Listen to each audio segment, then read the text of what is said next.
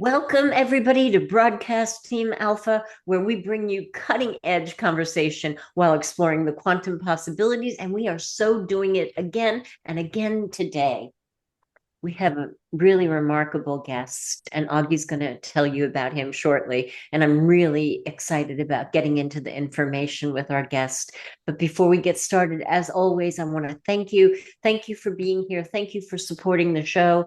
And if you haven't liked and subscribed on our YouTube channel, please do that. It really helps us with the algorithms, and it helps us bring more and more high-level guests like our guest today. Please go and look at our really close friends, beautiful creations that's going on at the Conscious Awakening Network. We're streaming over there, and we're streaming on 40 other platforms, but they've got some really expansive and creative and alternatively guided content going on. So I don't want to do a spoiler alert, but go check it out, the Conscious Awakening Network. And I think you're going to be really, really pleased. So without any further ado, Augie, please tell us about our distinguished guest.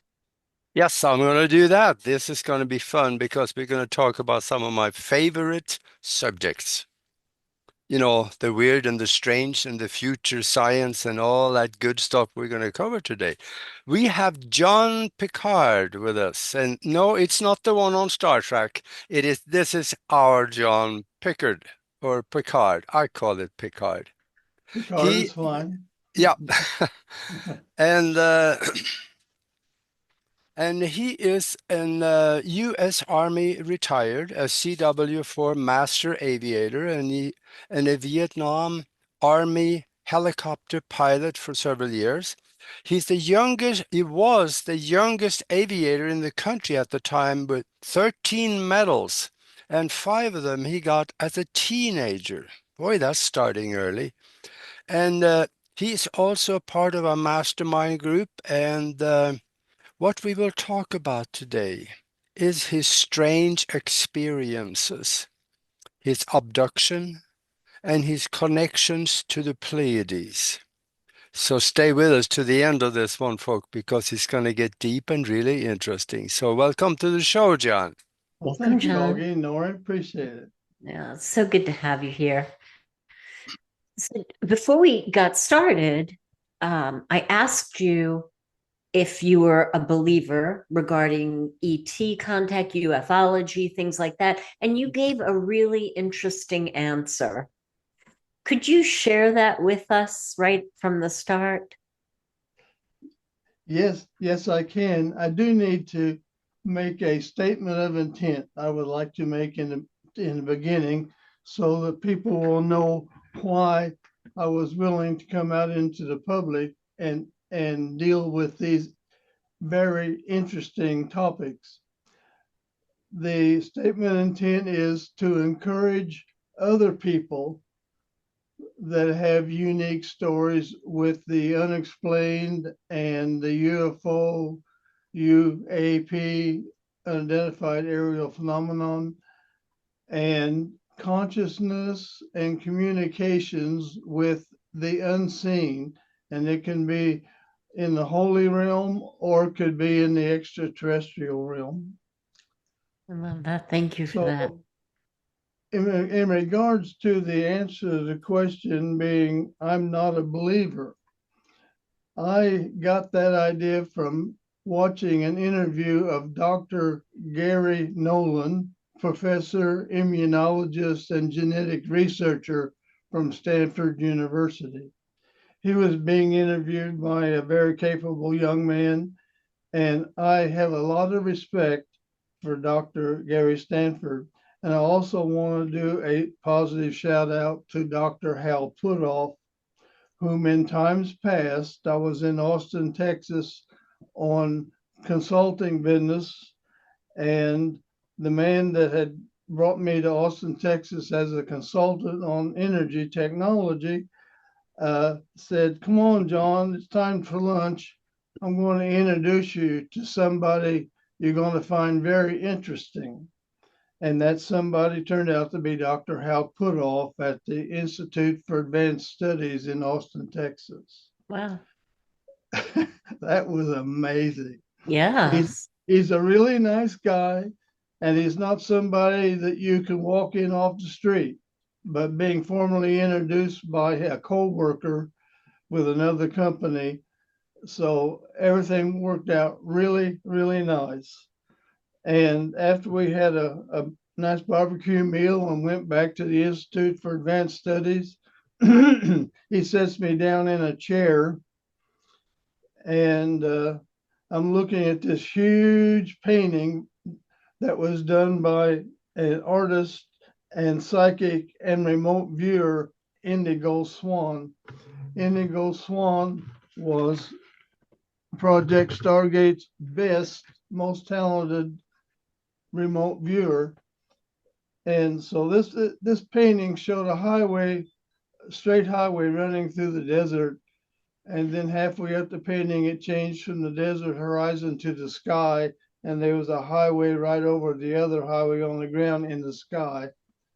And the intention there was as above, so below.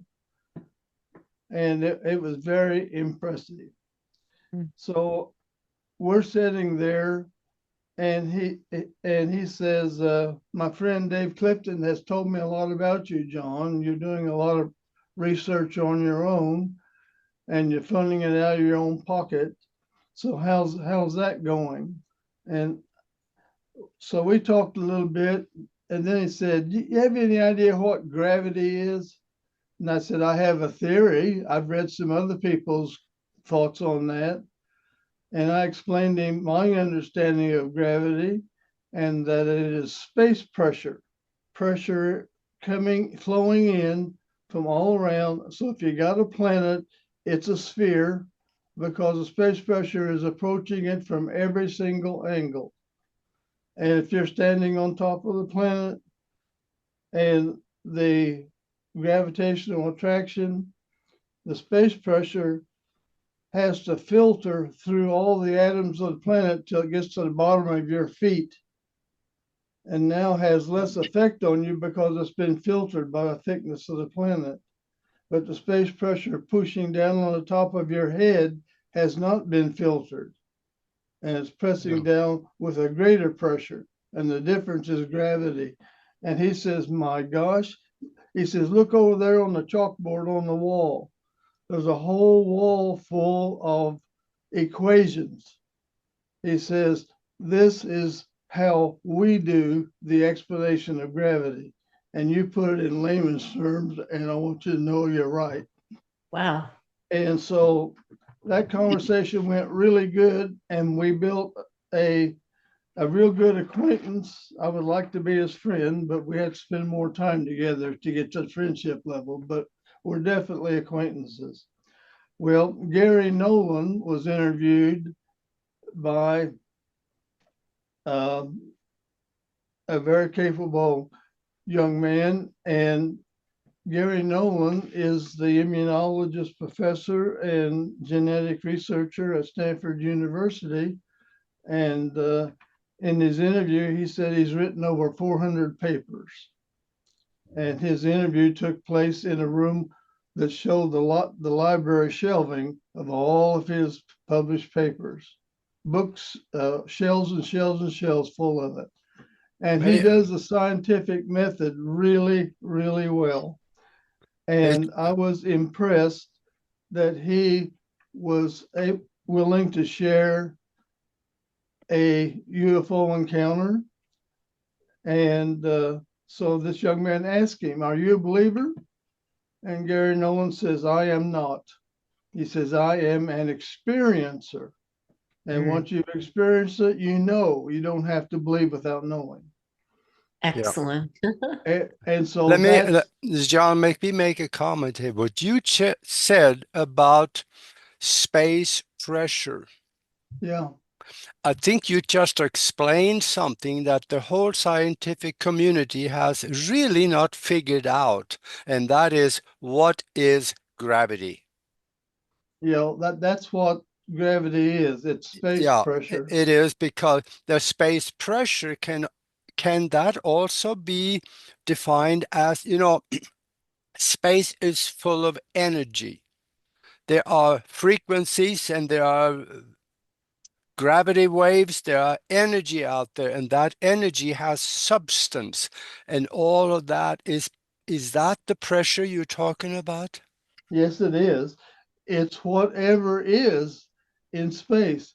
In space, you still have inertia and things are only weightless because you're in an orbit around the planet and you're continuously in free fall. Mhm. And the centrifugal force of the mass of your craft is being centrifugally slung out away from the Earth. And so that's how you can be in balance and stay in orbit. Mhm. The way to do anti-gravity is to figure out a way to deflect space pressure from holding you to the ground. And so the Germans did it by putting mercury into a state of vortex and spinning. Yeah. And then they made the red mercury. There's a name for it. They call it a serum something. Uh, the idea is the space pressure comes in because mercury is such a fluid and very heavily dense material. What is in the space pressure gets entrained in the mercury and it slings out to the side. And therefore, the rest of the space pressure, like water flowing over a, a rock, so it gets deflected off of you. And so the pressure that's pushing down on you can be completely nullified and eliminated. And then you just float above the ground. Yeah. And then when you got some propulsion, then it's easy to move the ship. Hmm. So, Chuck, Allegedly, the TR3B Manta uh, uses a mercury-based plasma pressurized to 50,000 atmospheres or 50,000 bars of barometric pressure, and it nullifies 90 some percent of the weight of the TR3B Manta. And this was exposed to us by uh, a guy named Fouché that was a maintenance technician, and he was cleared high enough to work on the TR3B and the avionics radios of it. So I kind of got off on a little sidetrack there, but that's my understanding of gravity. So the Germans figured it out, and I'll have more to say about that when we get to a certain point in our program. So Yeah. Now, you mentioned the TR3B, and that is actually a triangular yeah, gravity nullification aircraft that is the yes. American government is using. In fact, there is a patent on it. I have seen the patent. And Mhm. yes, they do have mercury in there as a to to release energy from, and they have to change that mercury every so often. So it's kind of like a fuel, but still, what you just said fits in exactly with the patent. Yeah, it's an interesting thing when you get close to free energy. The dark side of the system, figures out a way to make it illegal to possess it, so that you can't research with it. And they've got everybody scared, really scared of the medical negative effects of mercury. Yeah. Yet they put mercury as a preservative into this thing they were doing back Yeah. in not too long ago. Well, Right. if Yep. you're going to, if you, okay, that's enough of that. Yeah. Anyway, We, another example of Augie is of technology is if you take um, we used to have a lot of freon refrigerant gases, and so they cracked down on freon, and you had to have special training and special licenses and certifications to buy it and use it because it'll boil at like 50 degrees Fahrenheit.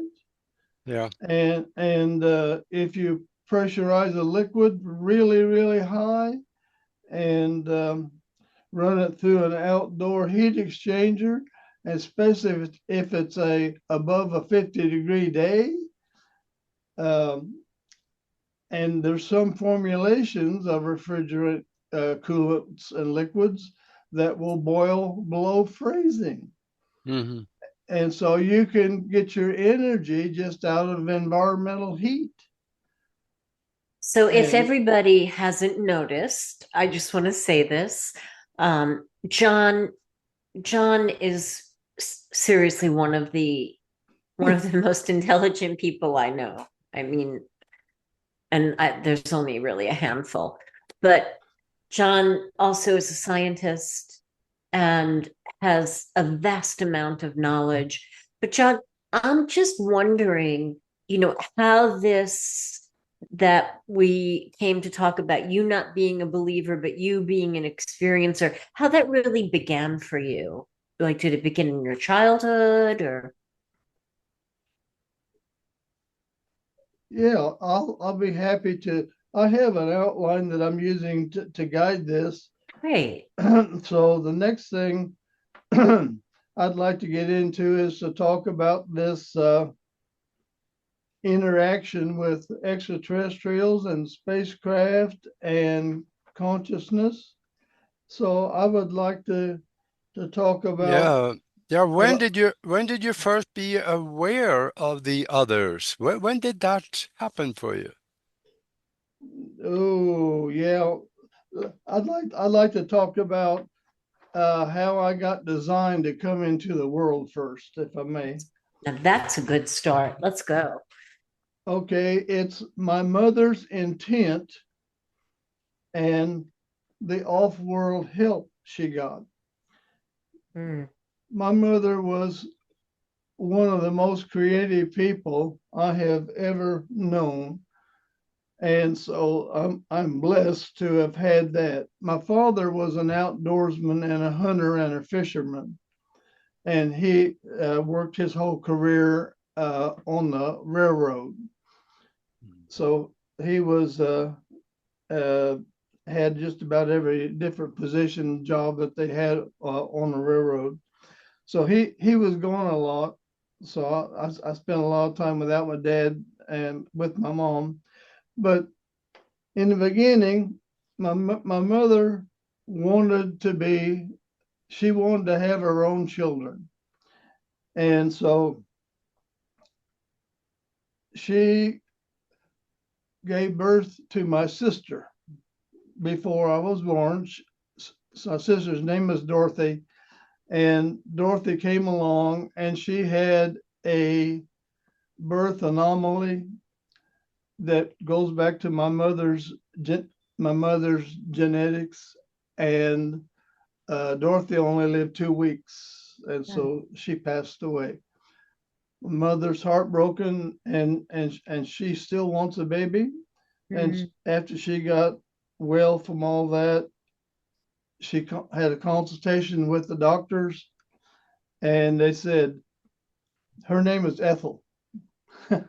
They said, Ethel, don't ever try to have another child. It will kill you. Don't ever try.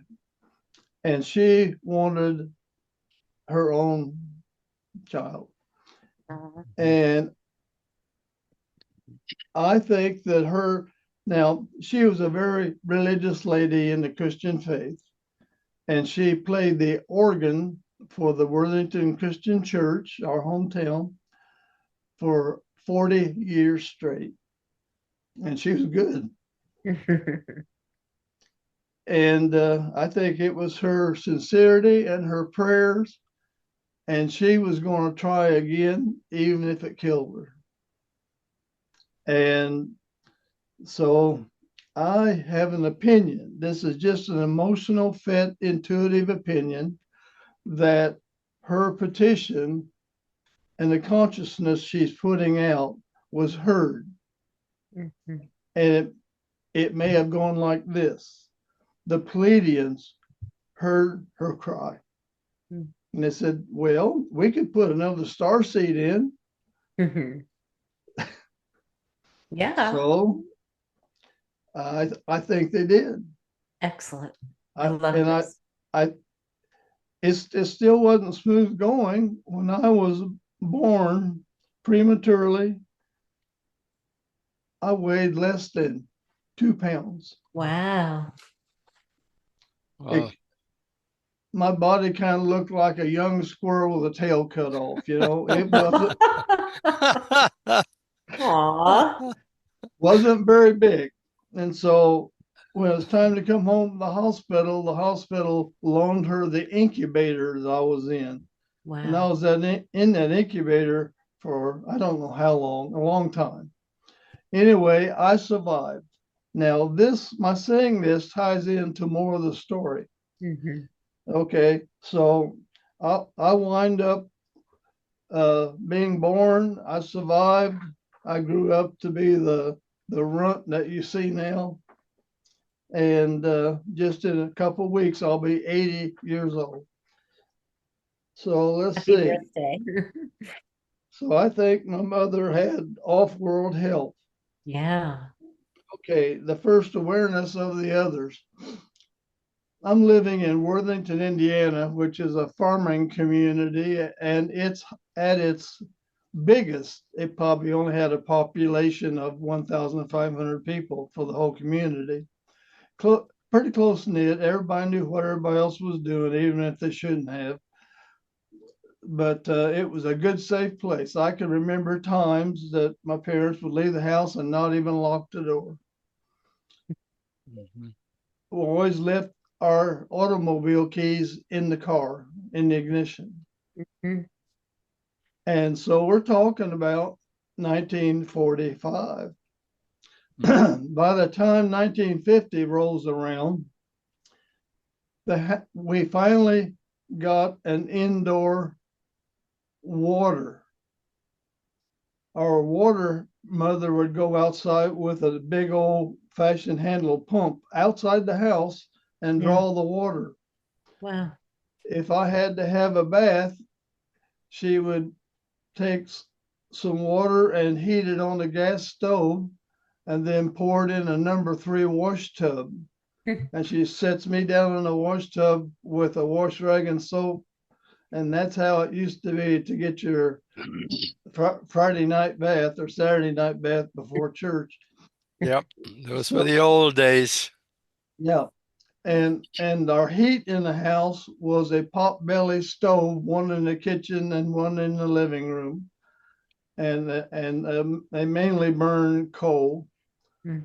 And electricity was a single wire hanging down from the middle of every room with a naked light bulb in it with a pull string.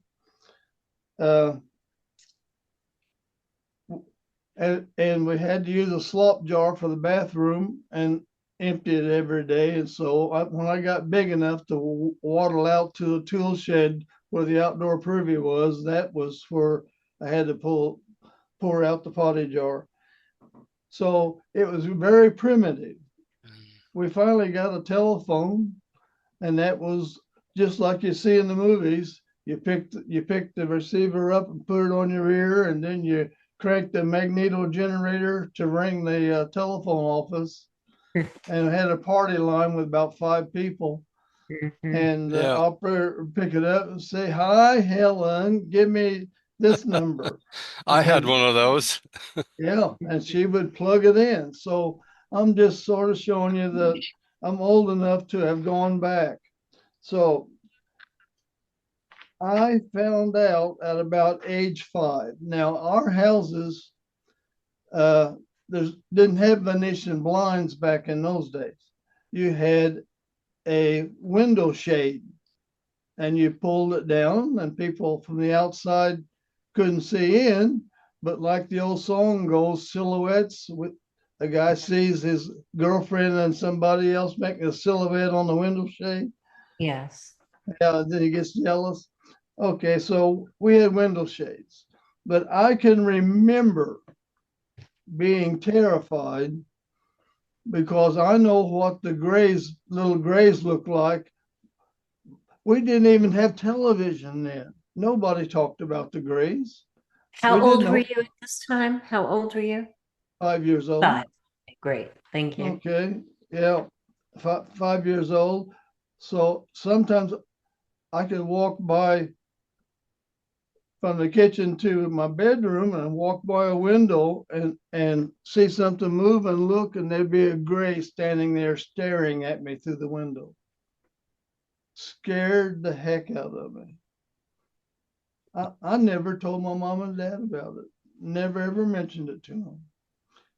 And I think that when they felt my fear, I think they blocked my memory of having seen them. Yep. Very, very quickly. So that's when I became first awareness to the others, about 5 years old. When Dr. Gary Nolan was talking to this very capable male interviewer, he said he had a paper route. And I had a paper route. And so at age 14, I had a very new, they bought it for Christmas for me at the year before, a marathon bicycle. And I delivered newspapers and would load up the basket with newspapers, and I had a route to do. So when Gary Nolan said that he had a paper route, my ears perked up, identified with that. So one day during the summer, age 14, school is out, so it's the summertime. This is very strange. I wake up standing by the side of the curvy road 2 miles north of my little town, holding my bicycle, standing on the shoulder of the road. I have lost time. I've got no idea that I wake up standing there holding my bicycle. Were you out delivering papers at this time and then you just woke up? No, I didn't deliver papers on Saturday. This was a Saturday. Ah. Okay. But it's summertime and school is out. So Okay. you do your papers early in the morning. Yeah. I don't think I had papers that day. Okay. So I wake up and I have no idea where I am. And I look around and I identify the countryside and I know where I am in the area. And I don't know how I got there. I have no memory of getting up that morning. And so whoever or whatever did this, and I've got the answer. The answer is in the story. Sure. I found out the answer.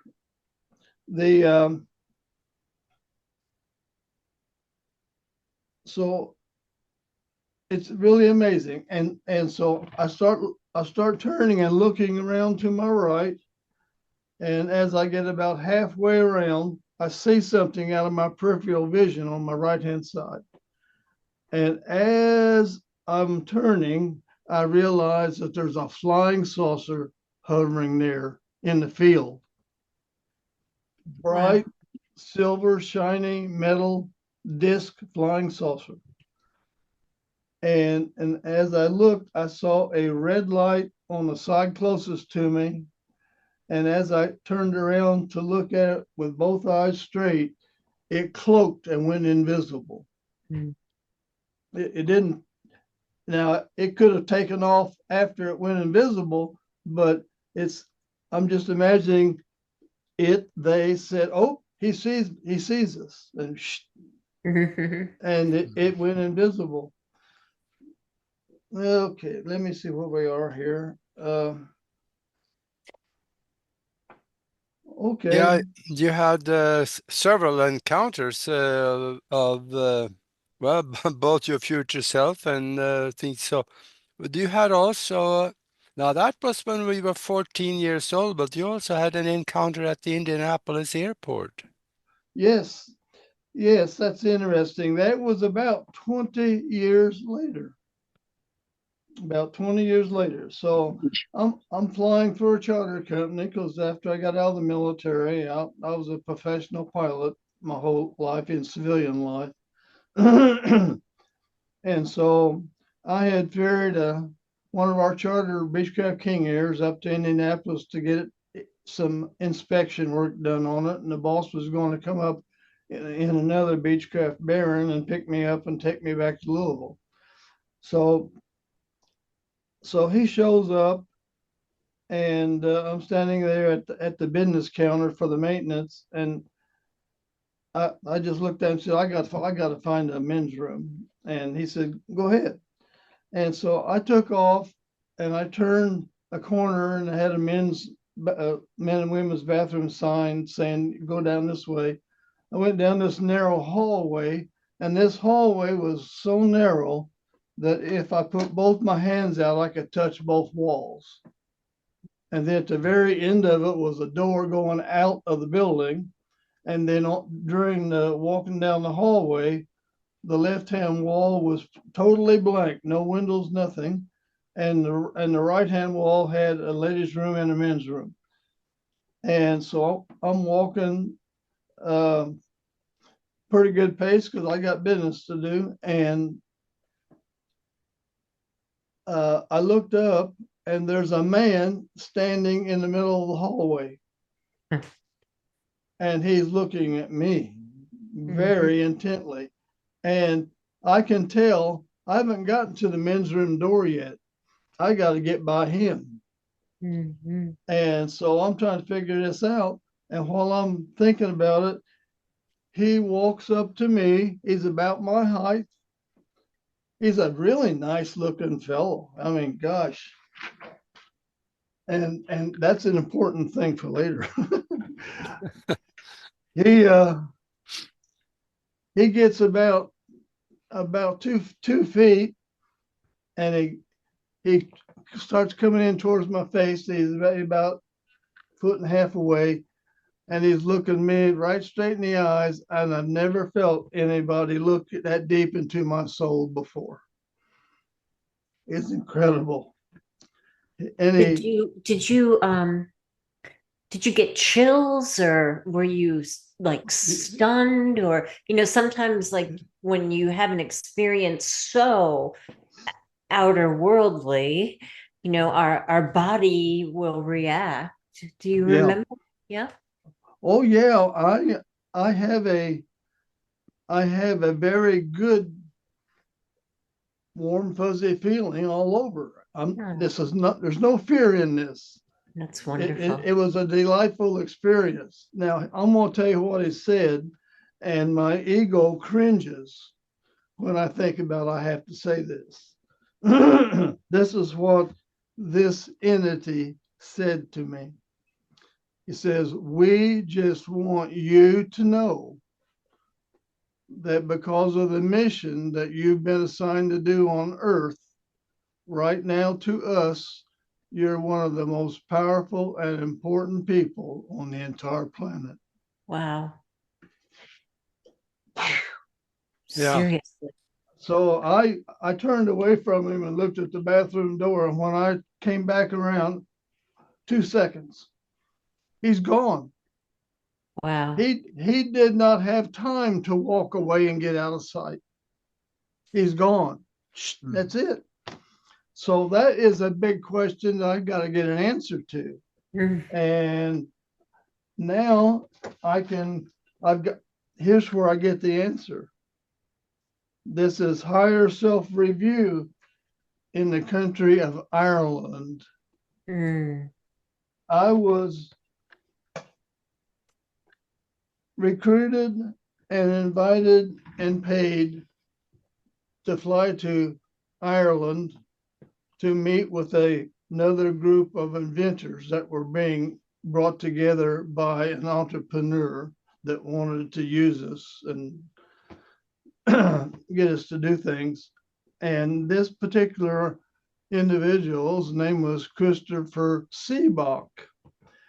And after I met him, I learned that he had written the foreword to a book that dealt with the energies of water.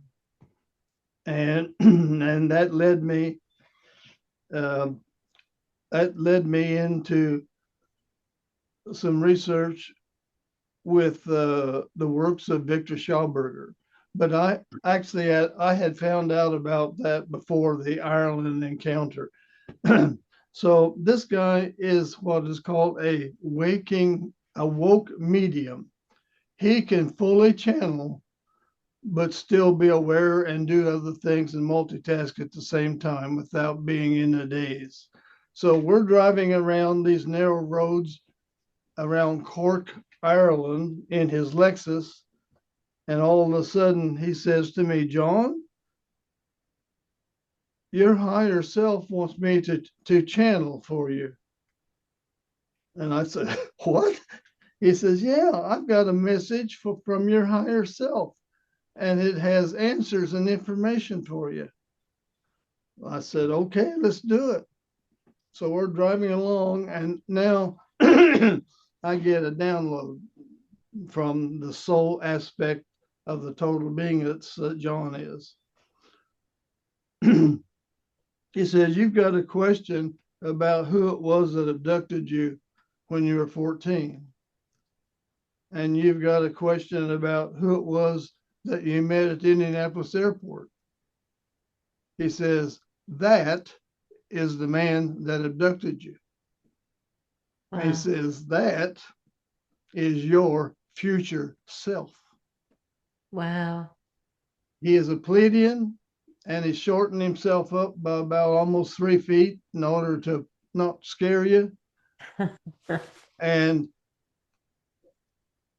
he came to give you that message he gave you so that you don't take your life as being common or not important. That was a message of encouragement. And the reason that he took you is because, how do I say it? 3 different things that's in the same sentence. I can't do it. The higher self told me that I was a crystal technology scientific priest in Atlantis. Wow. And I was also involved in genetic engineering and creating the chimeras. Wow. And that with us being the same soul group, your future self participated in helping your mother conceive you and live through it. I'm getting answers. Yes. Yeah. And he said the reason that they put the idea in your head to get up early and ride out on your bicycle to that spot is so they could take you on board the saucer, give you a genetic medical examination, and to program and turn on certain genes at certain phases of your life, as you got important things to know. And your genes and DNA are etheric antennas to receive information at higher frequencies. And so he essentially tuned up my receiver for the future, because he knows that this body that the future self helped create, it's going to inherit it may be possible that myself and that guy merge on this timeline sometime in the future. Mhm. Mhm. Mhm. I tell you, this is pretty heavy stuff. It Well, is, and you know that just makes it more believable for me, because we've interviewed I don't know, several gentlemen who have had experiences, and almost all of them were brought to tears, you know, for the That's why I'm experience. wiping my tears yeah, right now. Absolutely. So, yes, beautiful. Thank you, John, for being yeah, vulnerable. Well, so the so after my higher self answered those questions, now here's an interesting side thought. If I was a crystal energy priest in Atlantis and a geneticist in Atlantis, then it makes sense that my future self, through that soul lineage, would have the genetic ability to have engineered its own body that Wow. it is going to use later. yeah, That's what happened. yeah, So And I just want to say something here. If you are new to this kind of information, I really invite you to back up again and listen to what was just said, because it's a little hard to kind of wrap your brain around it, but it is very, very impactful and so meaningful. So thank you, John. This is really beautiful. yeah. well, And if we think about what the universe is like, how it is put together, and how everything is connected, then it starts making sense what he's talking about. mhm. The an interesting thing, our mutual good friend and extremely capable researcher, Dan Willis. Hmm. He's worked with Elena Denon, and he holds up the Marcel Vogel crystal and explained that in the center where the energies cross, and it gives the angles, and it was the same angle that I used when I designed the spiral inside part of my new energy generator I'm working on. Dan Willis, I feel it emotionally, intuitively, that he and I worked together in Atlantis. Mm. Yeah.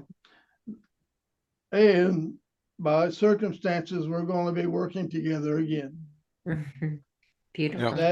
That is so magnificent. You just can't design all these synchronicities and happy coincidences. True. It has to be done at a higher spiritual level. It does. So we're going to be okay. Well, yeah, we're back in Cork Island now, driving around. He's driving around in a Lexus, still channeling my higher self. And he says to me, John, your higher self is done with the information now, but there's somebody else that wants to talk to you. And I said, well, who wants to talk to me? He says, Victor Schauberger. And I said, well, how can we talk to him? I don't speak German. He says, I will be speaking for him, and your higher self is going to translate. Wow.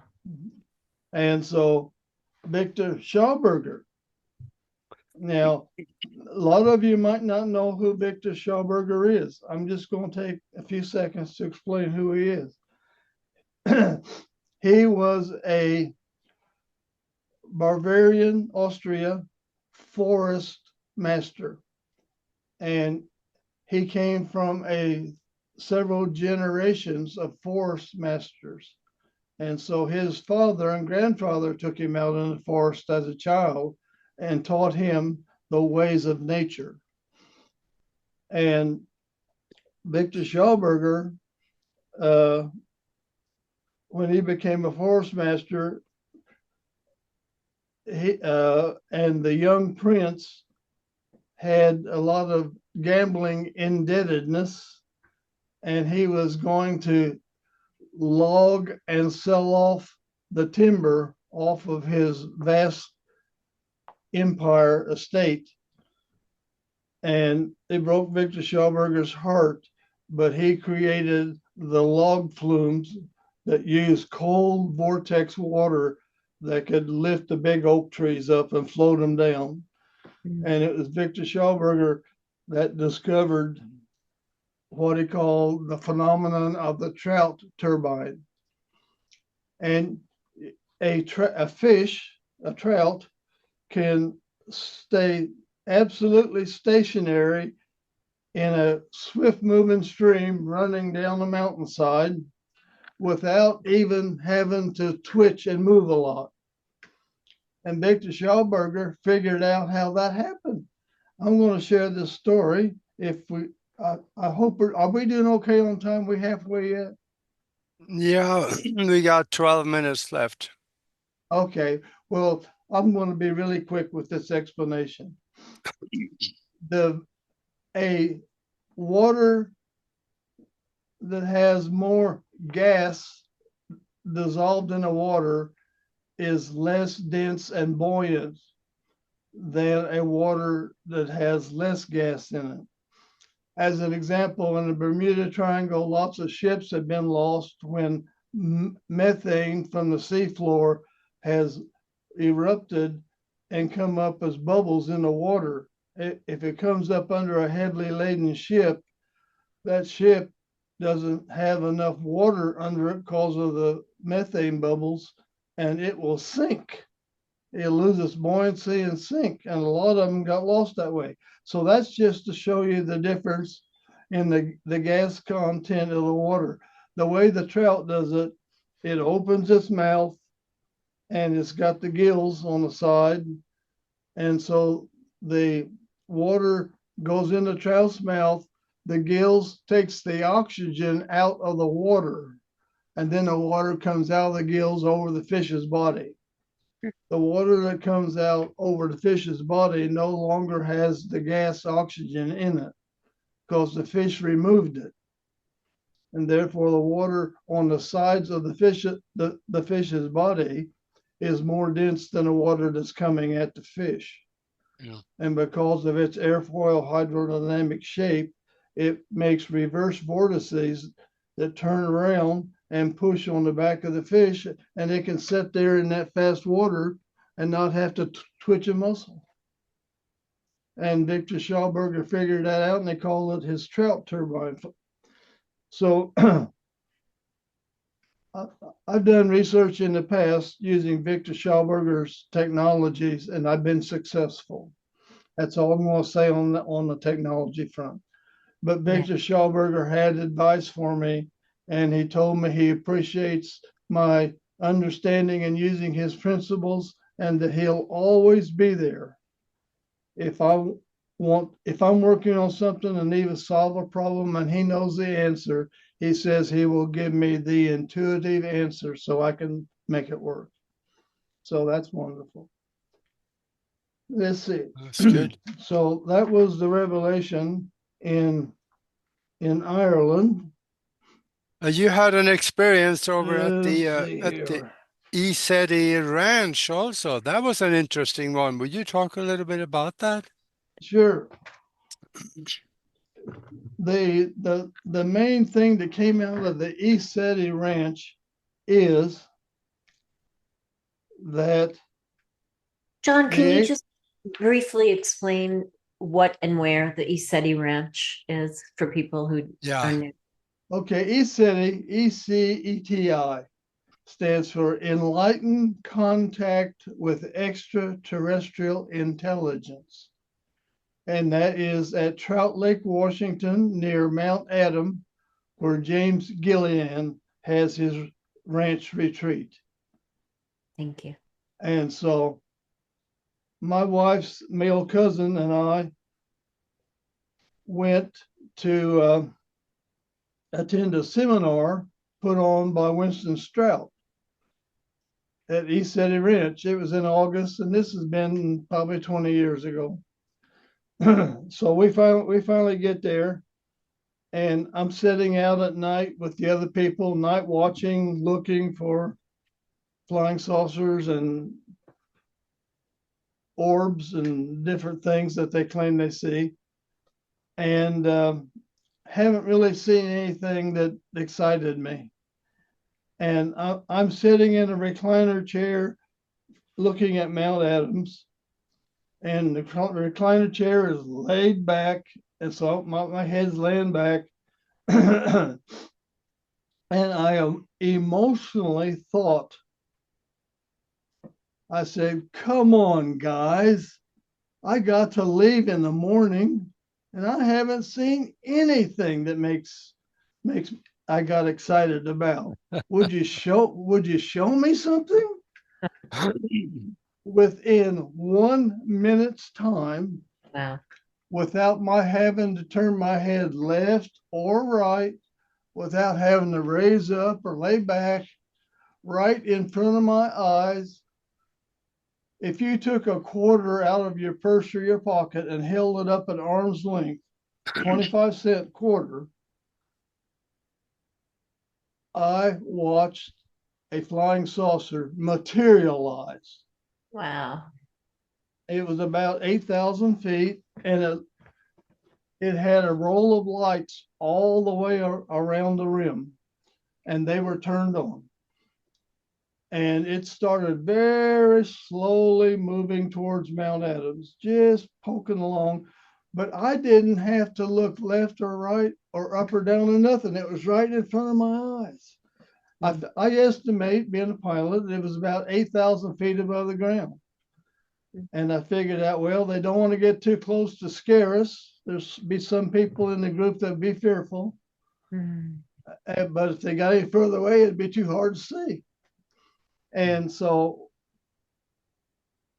as it's moving towards Mount Adams, it stops, and then it turns on a white light out of the bottom, a big cone-shaped light that comes all the way to the ground.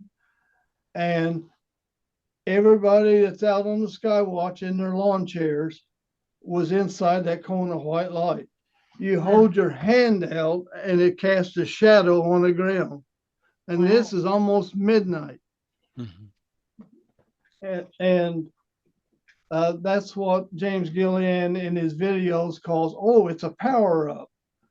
Well, I've never seen in any of James Gillian's videos a power up that bright. So this thing,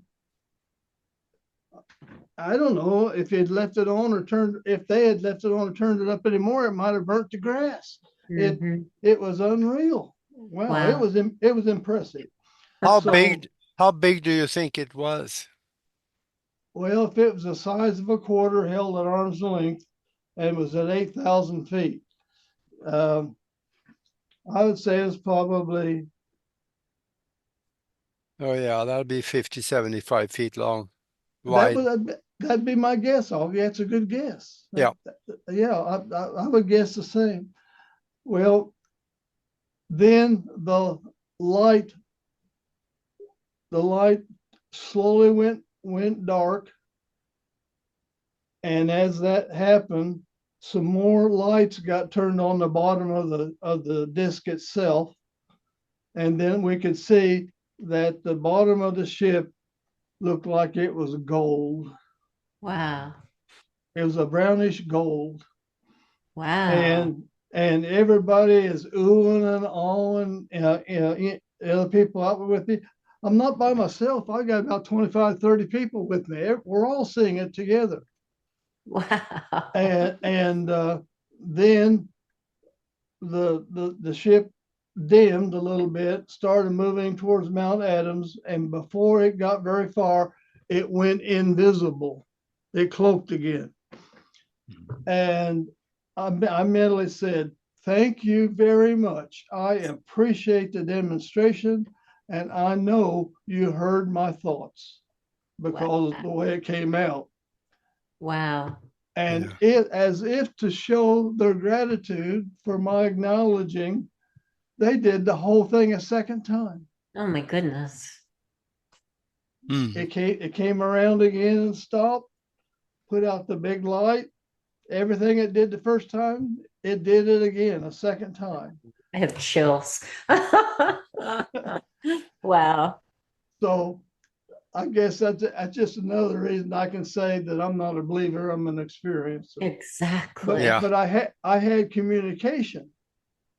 Yes. They didn't talk to me, but they took action and showed me that they heard me. Mm-hmm. That's amazing. So that's the ECETI Ranch thing. Let's see what we got here. That's fabulous. Okay.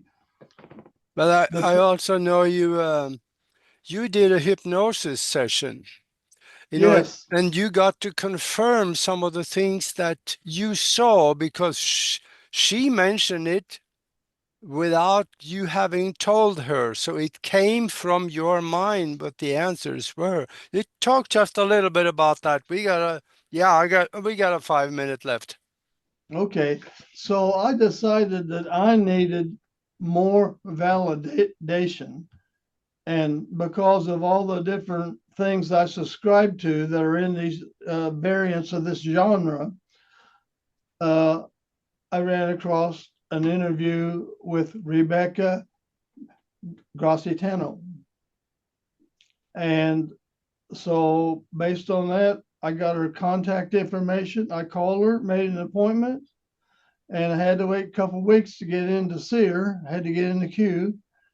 And so we had a pre-hypnotic visit, introduction, and she composed a list of questions she wanted to ask my higher self. And then the day comes, and so I go there. She gets me in a recliner chair.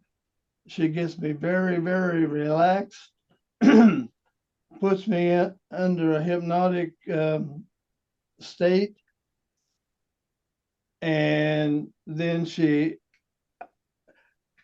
let me show you guys something. Inside these two white paper envelopes is the CDs that she made of that recording. She made this recording, and these are the ones from my hypnotic past life regression. So she's got me under hypnotized, and I remember I don't know if I remember her saying, I think I got all this off the CDs. She recorded it. And so she says, do I have permission from you, John, to contact and talk to your higher self at the soul level? And I said, yes. And she says, I would like to talk to John's soul. Are you there? Are you available? And all of a sudden, I started laughing. And it wasn't John laughing. It was my higher self laughing. Wow. And I think it was happy to provide a validation. I think that's what was going on. And so she has her technique. And as one of her techniques, she says, you're standing in a room looking at a doorway. And she says, what is the shape of the doorway? And I said, the doorway is a big circle, and it is an iris assembly, like a camera lens. It's an iris. You know what I'm talking about, an iris? Yes. How the different layers of thing, they overlap, and it goes from a circle and it closes a circle. Right. But when it does it, it spins. Right. Okay. Well, once you get an iris closed, if it's properly built, it's airtight. because all those big slabs of metal are ground to a precision flatness and polished. So it's just like if you take two pieces of metal in the machine shop that are gauge blocks and you put them together, you get a phenomenon called the Casimir effect. There's more space pressure outside the blocks than there is between them because you squeezed all the air out. And so if you take these two pieces of metal that are precision flat, as if in maybe one or two light wave bands, as special tests they can do, you put them together, you feel like they're magnets and stuck together, but they're not. And this was your higher self looking at this door? Yeah, I'm trying to explain to you that why do they use an iris? Okay. It's an airlock. Yeah. Oh. It's an airlock. And Okay. so I said, it's an iris. And she says, can you open it? And I said, I'm going to give you a technical answer. Yes, I can open it, but I can't open it right now. Huh. The reason is this is a doorway into the shuttle bay. We are on a mothership. Wow. And if I open that up, I will depressurize the chamber we're in. Wow. Matter of fact, there are safeguards. If I was to push the wrong button because I'm an idiot and try to open it, it won't activate. It's smart enough to know not to open. Yeah. Mm-hmm. Mm-hmm. It's okay. It's fail safe and idiot proof. Mm-hmm. And I said, but I will be able to open it and I'll let you look in that as soon as an executive shuttle with ambassadors and emissaries comes into the hangar bay, and we shut the door and repressurize the hangar bay, and then I've got to go to work because I'm here as a propulsion specialist because essentially I'm the one that invented the drive on that ship. So in a little bit, I say to her, "Yep, we can open the iris now." And I hit the button, and the iris slides open. And I said, "There's the shuttle, and there's the people coming off of it, and they're going across the other side and going over to the executive area." And I said, I think we're probably done right now. I need to get to work." Wow. Yeah. And she said, "What are you going to do?" I said, "Well, I'm going to go out there and I've got a team and I'm the boss of the team and we're going to examine the ship externally. And I'm going to go inside and get in the pilot seat and interface with the ship's consciousness and have it tell me what it wants me to replace. Because it knows what's wrong with itself. And it's either got parts that it wants me to change out or have the crew change out, or it's fine. It doesn't need anything. Yeah. So, And yeah, that sounds like a fantastic story. And we got 1 minute left. And at that time, we'll get cut off by the people that think they need to cut it off. We well, got 1 hour. I think we did well. Either one of you got any follow-up questions before we run out of time? I Yeah. just I have a comment. I mean, Sure. just to the audience, really. I am so fascinated by this story, and I've spent a significant amount of time not knowing that getting to know John was going to lead to this show. John's story from the beginning of his life through Vietnam, guys. He was a helicopter pilot in Vietnam. And there's a whole lot of other things that you don't know about him that would make you go, huh, this would be a seemingly judgmentally unlikely experiencer. right? Because a lot of people are coming out and, they're young and they have a certain look about them and, they speak light language, and not that you don't. But I'm just saying, John's background isn't when you would look at it, where you'd go, oh yeah, he's an experiencer, he's a starseed, he's in touch with his higher self. But I am so fascinated because he is all that. And I'm just so grateful, John, to know you, to have the conversations we have, and the other work that you do as a result of being who you are. So thank you.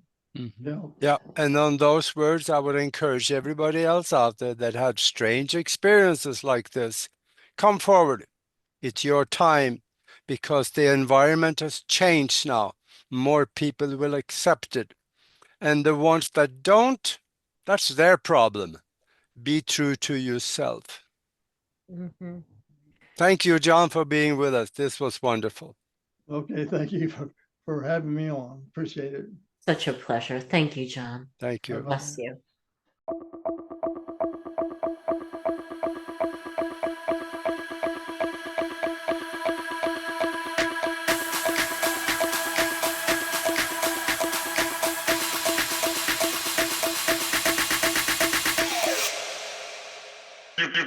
Thank you.